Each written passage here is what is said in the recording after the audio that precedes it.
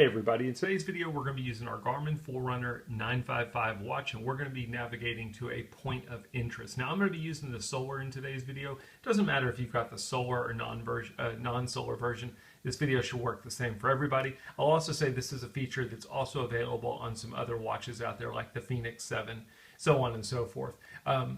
This is a touchscreen enabled watch. I'm going to be doing most of this using the buttons, but if you're a touchscreen guy, you can use the touchscreen as well. So let's go ahead and start by pressing the upper right button on the watch. That's going to take us into our activities and application listing. The very first activity that I've got listed is navigate. That's the one we're going to be wanting to use here. You can use the up or down buttons to go find that in your list if you don't have it as first. I'm going to go ahead and press the upper right button to select navigate. Once we go into navigate, you're going to have a couple different options. You can see we can navigate to courses, points of interest, around me, round trip course, so on and so forth. Today we're going to be looking at points of interest. I'm going to go ahead and press the upper right button to select that. Basically what it's going to do is it's going to give us some subcategories. The point of interest that we're looking for, is it a city, food and drink, fuel services, lodging, attractions, entertainment, so on and so forth. Let's just choose food and drink.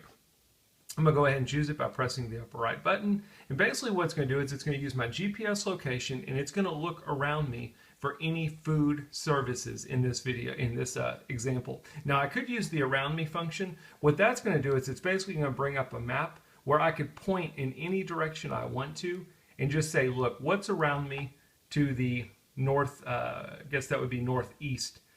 I've got my north indicator up here. I've got my location here. So if I did that, it would basically just bring the items that are in that direction. If I press the back button, if you don't use around me, it's basically just bringing them up in terms of what's closest to furthest away.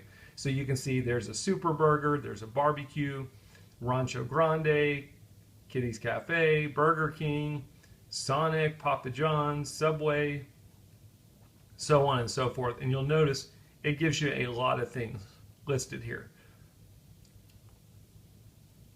I'm down to 10 miles out. I want to say it probably gives you 100 maybe items that you can see. I'm not real sure what the number is here.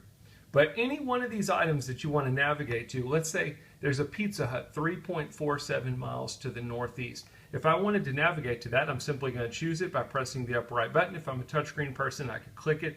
I can either go, which would start the navigation. I could look at it on the map. I could save the location for future use. Maybe I'm not looking to navigate to it, but I thought it was pretty cool. I wanted to find it, save the location for future. I could do that here. Let's go ahead and just begin the navigation. Once I click go, it's going to connect my GPS, and then I can simply start the activity just like any other activity, and it's going to basically begin that activity. Now, the screens that we're seeing here are customizable just like any other activity or application. You can customize it to your own preference. I can press the up or down buttons to look at some other data like my HR data. I can look at the map and see kind of some breadcrumbs of where I need to go, and this will continue to update as I begin navigating. This isn't a real good example because I'm sitting still. And then you've got some other screens that are available to you, your elevation change, so on and so forth. The cool thing is if I press and hold the menu button during the navigation, one of the options I've got is turn by turn. I can simply press the upper right button and I can get turn by turn directions on how to go to that point. So Pine Forest Drive, I'm going to take a left, then I'm going to go to Clearbrook Boulevard, take a right, so on and so forth. You can press the back button. We can continue the navigation. It basically works just like any other activity at this point. When I'm done with the activity, I can press the upper right button. That will stop it. Then I'm going to have some different sub options. I can resume, I can save it, resume later, or in this case, I just simply want to discard the activity once I'm done navigating to it. Very simple. It's very much like the around me feature, except points of interest. If you don't use around me, it'll basically just give you subcategories and show you what's the closest thing around you to the furthest, and you can go down the listing and navigate to it. It's really great, especially if you're in a city that you're not familiar with. You just want to find a gas station or a restaurant near you.